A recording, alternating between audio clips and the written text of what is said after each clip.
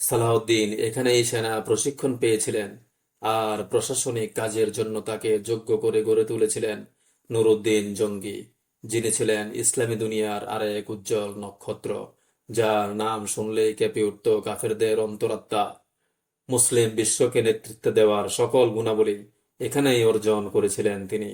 সালাহউদ্দিন আইয়ুবী গোয়েন্দা বৃত্তি, কমান্ডো অভিযান এবং গেরিলা অপারেশনকে সবচেয়ে বেশি গুরুত্ব দিতেন। তিনি দেখেছিলেন গুপ্তচর বৃত্তিতে খ্রিস্টান জগৎ অনেক অগ্রসর। মুসলমানদের চিন্তা চেতনা আর সাংস্কৃতিক অঙ্গন ছিল ওদের প্রধান লক্ষ্যবস্তু। সালাহউদ্দিন অত্যন্ত ধৈর্য এবং বুদ্ধিমত্তার সাথে এর মোকাবেলা করেছিলেন। তিনি মিশরের গভর্নর এবং সেনাবাহিনী প্রধান হয়ে এলে শুরু হলো গভীর ষড়যন্ত্র। বড় বড় জেনারেলরা এই পদের জন্য ছিল লালায়িত। তারা যখন দেখল তাদের আশায় গুড়ে বালি, তখন ক্ষুব্ধ জেনারেলগণ তার বিরুদ্ধে ষড়যন্ত্র শুরু করে দিল। ওদের ধারণায় সালাহউদ্দিন একজন অল্প বয়সী বালক মাত্র, যার কোনো যোগ্যতাই নেই এই পদের জন্য। কিন্তু কিছুদিনের মধ্যেই জেনারেলদের সেই ধারণা পাল্টে গেল।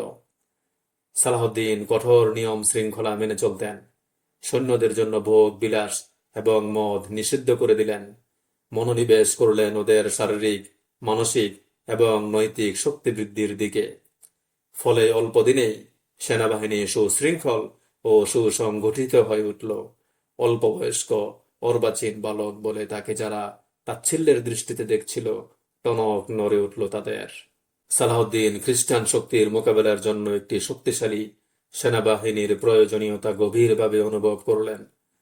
মুক্ত ফিলিস্তিনে নিঃশ্বাস নেয়ার দুর্মর আকাঙ্ক্ষা নিয়ে সেনাবাহিনীকে সেইভাবে গড়ে তুলতে লাগলেন তিনি। তিনি ঘোষণা করলেন যে খোদা আমাকে মিশরের গভর্নর করেছেন, অবশ্যই তিনি ফিলিস্তিনও মুক্ত করবেন।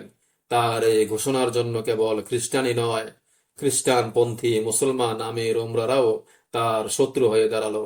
বাইরের শত্রুর চাইতে ঘরের শত্রুরা হয়ে উঠল তার জন্য অধিকতর বিপজ্জনক।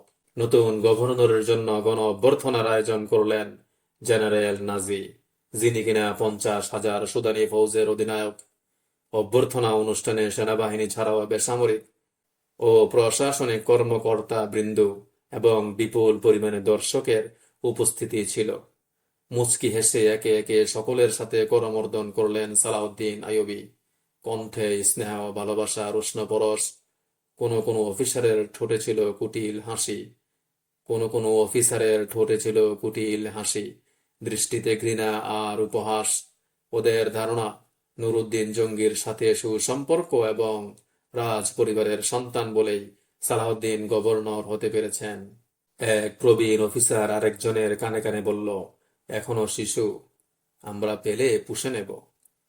অনুষ্ঠানে তাকে আসলে শিশু মনে হচ্ছিল। জেনারেল নাজির সামনে এসে থমকে দাঁড়ালেন আইয়ুবী। কিছুক্ষণের জন্য ভাবলেন, করমর্দনের জন্য হাত প্রসারিত করে দিলেন। নাজি তোষামুদে দরবারীদের মতো সালাহউদ্দিনকে কুর্নিশ করে বুকে জড়িয়ে ধরলেন।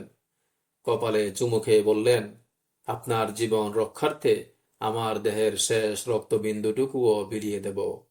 আপনি আমাদের কাছে মাননীয় জঙ্গির আমানত। ইসলামের চাইতে আমার জীবনের দাম বেশি নয় সম্মানিত জেনারেল। আইয়ুবী বললেন, প্রতিটি ফোঁটা রক্ত সংরক্ষণ করে রাখুন। খ্রিস্টান ষড়যন্ত্রের ঘনঘটা মুসলিম বিশ্বের আকাশে আচ্ছন্ন করে রেখেছে। জবাবে মৃদু হাসলেন নাজি। সে হাসিতে লুকিয়ে ছিল হাজারো রহস্য, আর এমন ভাব নিচ্ছিল যেন তাকে রূপকথার গল্প শোনানো হচ্ছে। জেনারেল নাজি ছিল ফাতেমি খিলাফতের সিপাহ সালার আর 50,000 ফৌজের অধিনায়ক, যাদের সবাই ছিল সুদানের অধিবাসী। তার বাহিনী ছিল আধুনিক অস্ত্রে সুসজ্জিত। বলতে গেলে এরা ছিল নাজির ব্যক্তিগত সৈন্য, আর নাজি ছিল তাদের মুকুটহীন সম্রাট।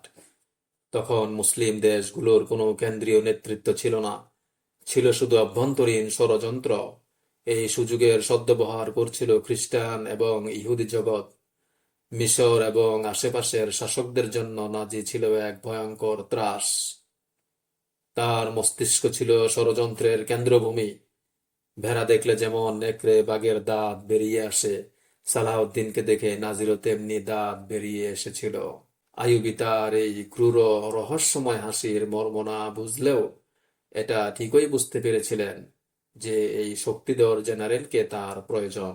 হুজুর অনেক দূর থেকে এসেছেন, খানিক বিশ্রাম করে নিন, নাজি বলল।